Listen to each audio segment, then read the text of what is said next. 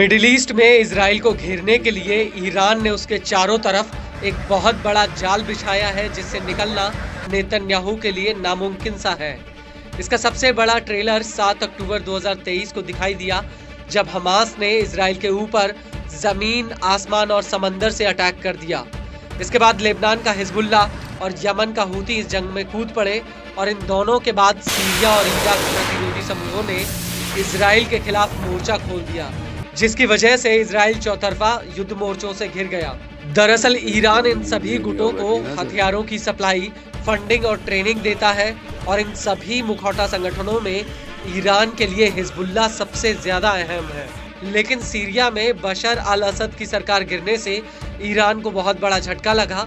वो इसलिए क्योंकि ईरान सबसे पहले अपने हथियारों को सीरिया में भेजता था और सीरिया से ये हथियार हिजबुल्ला को भेजे जाते थे। लेकिन असद की सरकार जाने के बाद हिजबुल्ला की सप्लाई लाइन पूरी तरह से ठप हो चुकी है और ईरान के लिए हिजबुल्ला का कमजोर होना मानो खुद ईरान का कमजोर होने के बराबर है।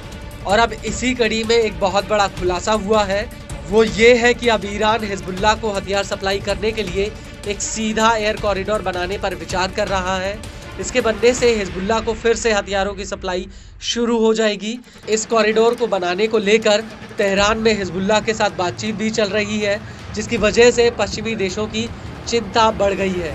पश्चिमी देशों को आशंका है कि सीरिया से अपनी सप्लाई लाइन खोने के बाद ईरान एयर कॉरिडोर के जरिए हिजबुल्ला को हथियार भेजने की कोशिश कर सकता है। इसके लिए ईरान लेबनान के बेरूत एयरपोर्ट पर एक लॉजिस्टिक हब बनाने पर विचार कर रहा है, जिससे ईरान से हथियारों को सीधे लेबनान में उतारा जा सके। वहीं दूसरी तरफ इजराइल का कहना है कि अगर ऐसा होता है तो हिजबुल्ला के साथ युद्ध विराम समझौता टूट सकता है, और अगर ऐसा हुआ तो इससे इजराइल और हिजबुल्ला के बीच युद्ध की आग फिर से भड़क जाएगी। और इजराइल का ये भी कहना है कि वो लेबनान में युद्ध विराम को पूरी तरह से लागू करेगा और अगर जरूरत पड़ी तो इसे ताकत के साथ लागू भी करवाएगा।